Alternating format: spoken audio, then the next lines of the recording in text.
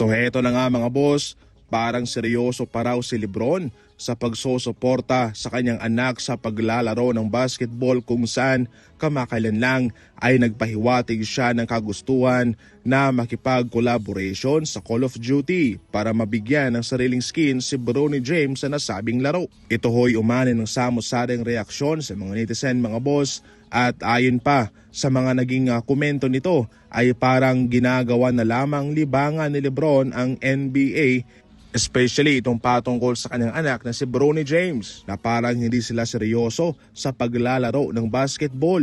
Hindi naman daw talaga totoong magaling si Bronny James at ito'y pinapagaling lamang patungkol sa hype ng kanyang amang si Lebron. Ngayon, imbes na mag-focus sa paglalaro ng basketball at mapa-improve ang kanyang skills para mapantayan niya ang ekspektasyon ng mga fans sa kanya, ay eto nga ho mga idol, inaatupag niya pang maglaro ng Call of Duty at gusto niya pang magkaroon ng sariling skin. Ayon naman sa iba, walang problema naman dyan kung ikaw ay isang magaling na malalaro.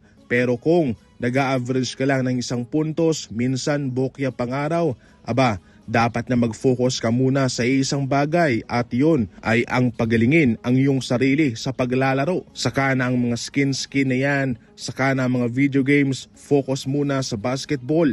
Ito lamang daw huy nangangahulugan na parang ginagawang laruan ng mag-ama ang NBA at hindi sila seryoso. Well, para sa inyo mga boss, ano ang komento ninyo patungkol dyan? I-comment lang yan sa comment section. Samantala mga boss, hindi ito maganda itong sinabi ni Anthony Edwards sa Minnesota Timberwolves. Sumigaw ang isang fan nang magkita nga ho sina Karl Anthony Towns and Anthony Edwards. Ayon sa Knicks fan na ito, once that rookie contract is up, New York baby, New York.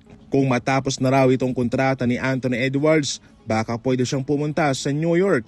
Ang sagot naman ni Anthony Edwards, I definitely would love to be reunited. Kung baga, kinoconsider nga raw rin ni Anthony Edwards na magkaroon ng reunion kay Karl Anthony Towns sa New York Knicks.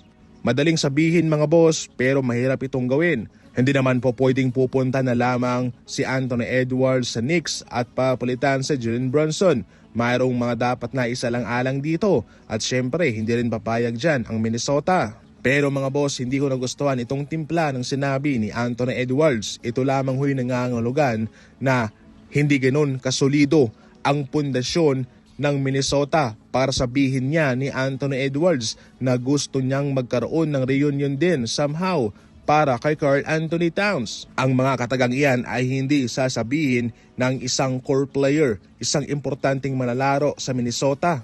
Mukhang malaking red flag to sa Minnesota mga boss.